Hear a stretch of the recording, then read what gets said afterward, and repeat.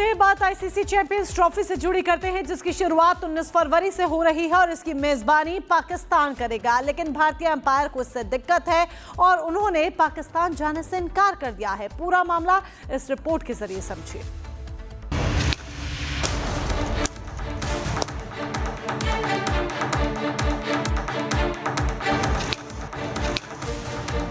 उन्नीस फरवरी से शुरू होने जा रही चैंपियंस ट्रॉफी की मेजबानी पाकिस्तान और दुबई मिलकर करेंगे। सुरक्षा कारणों के चलते भारत सरकार ने टीम इंडिया को पाकिस्तान जाने की इजाजत नहीं दी है। इस बीच भारतीय अंपायर नितिन मेनन ने भी व्यक्तिगत कारणों से पाकिस्तान जाने से इनकार कर दिया।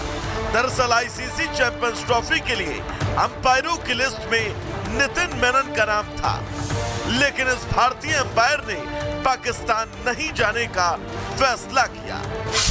नितिन मेनन के पास 40 टेस्ट मैचों के अलावा 75 वनडे और 75 टी20 मैचों में अंपायरिंग का अनुभव है। इसके अलावा मेनन ने 13 महिला टी20 इंटरनेशनल मैचों में अंपायरिंग की है। आईसीसी ने पहले टूर्नामेंट की मेजबानी पूरी तरह पाकिस्तान को दी थी, लेकिन बीसीसीआई के हस्तक्षेप के बाद इसे हाइब्रिड मॉडल पर शिफ्ट किया गया। अब टीम इंडिया अपने सभी मुकाबले दुबई इंटरनेशनल स्टेडियम में खेलेगी। इस बार चैंपियंस ट्रॉफी में 8 टीमें हिस्सा लेंगी। Bharat, Pakistan, England, Australia, South Africa, New Zealand, Bangladesh और अफगानिस्तान। टूर्नामेंट में 2 ग्रुप बनाए गए हैं।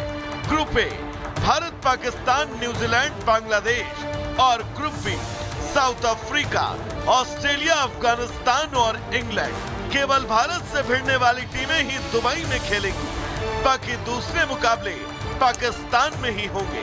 चैंपियंस ट्रॉफी में भारतीय अंपायर का जाने से मना करना पाकिस्तान क्रिकेट बोर्ड के ऊपर एक करारा तमाचा है। Bureau report, Republic Bharat.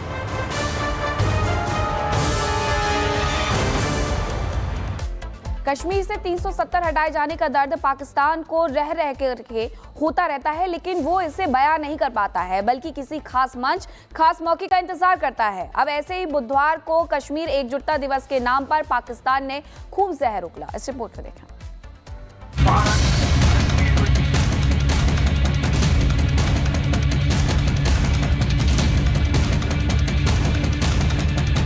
Jammu Kashmir पर पाकिस्तान के मन का मैल रह रहकर उसकी जुबान से जहर बनकर निकलता रहता है। फर्क सिर्फ इतना है कि अपने लोगों के सामने वो पूरी बेशर्मी से भारत सरकार को कश्मीर का दुश्मन बताता है, लेकिन बात जब अंतर्राष्ट्रीय या फिर किसी राजनीतिक मंच पर होती है तो वही जुबान मीठे अल्फाज छलकाने लगती है।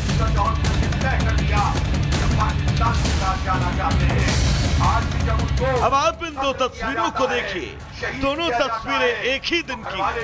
दरअसल कश्मीर एकजुटता दिवस के मौके पर पाकिस्तान में कई जगह कार्यक्रम हुए। इस दौरान पाकिस्तानी नेताओं ने भर भर कर भारत के खिलाफ अपनी जहरीली जुबान से नफरत फैलाई। पहली तस्वीर में जमात इस्लामी पाकिस्तान के प्रमुख हाफिज नईम उर्फ रहमान, जिसने लाहौर में एक रैली को संबोधित करते हुए कश्मीरियों को लेकर हमदर्दी जताई और पाकिस्तानियों को भारत के खिलाफ खूब भड़काया।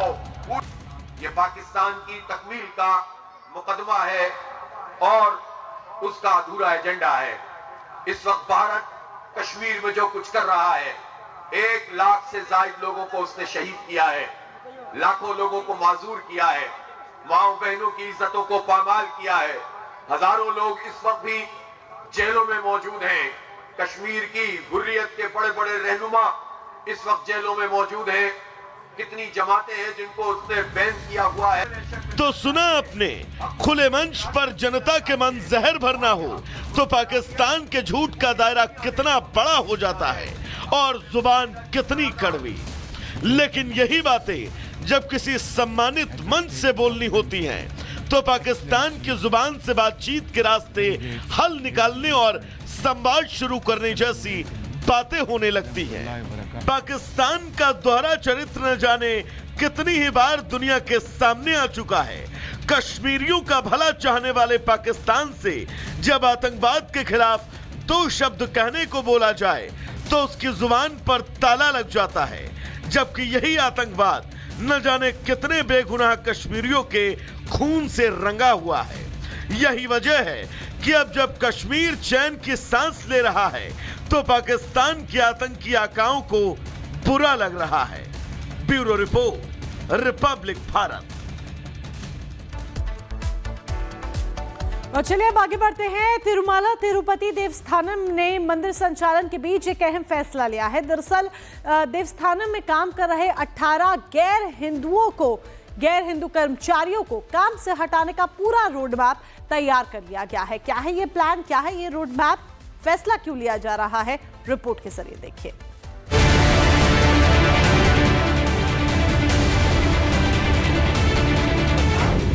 तिरुपति मंदिर से 18 कर्मचारियों की छुट्टी। 18 गैर हिंदू कर्मचारियों को हटाया गया। तिरुमाला तिरुपति देवस्थानम ने गैर हिंदू कर्मचारियों के खिलाफ बड़ा एक्शन लिया है।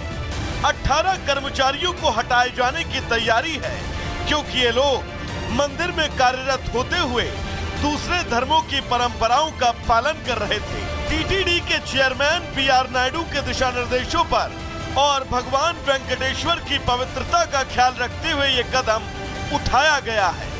अधिकारियों ने ऐसे 18 कर्मचारियों की पहचान की है। दरअसल 18 कर्मचारियों पर आरोप लगे हैं कि इन सभी लोगों ने टीटीडी के नियमों का उल्लंघन किया है, अपने काम के वक्त गैर हिंदू धार्मिक प्रथा को फॉलो किया। मंदिर की पवित्रता को ध्यान में रखते हुए ये कदम उठाया गया। अब इन लोगों के खिलाफ अनुशासनात्मक कार्रवाई भी होगी। तो वहीं टीटीडी के इस फैसले के खिलाफ लोगों ने अब पलटवार करना भी शुरू कर दिया। इस कड़ी में असदुद्दीन ओवैसी ने कहा कि जब टीटीडी के कर्मचारियों को सिर्फ इसलिए हटाया जा रहा है क्योंकि वो गैर हिंदू हैं, तो एन चंद्रबाबू नायडू के नेतृत्व वाली पार्टी किस आधार पर वक्फ संशोधन विधेयक का समर्थन कर रही है, जबकि उनकी पार्टी के प्रवक्ता वारिस पठान ने भी इस फैसले पर सवाल खड़े कर दिए। हमारा डायरेक्ट सवाल चंद्रबाबू नायडू से यह है कि आप 18 एम्प्लॉइज को हटा रहे हैं जो नॉन हिंदू हैं।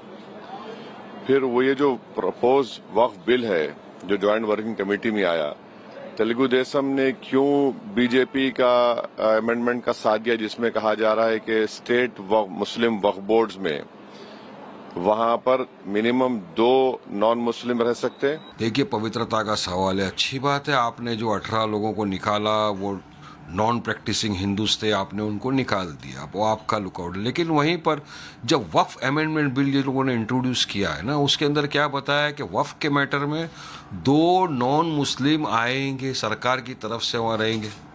तो ये आप संविधान का क्या उल्लंघन नहीं कर रहे?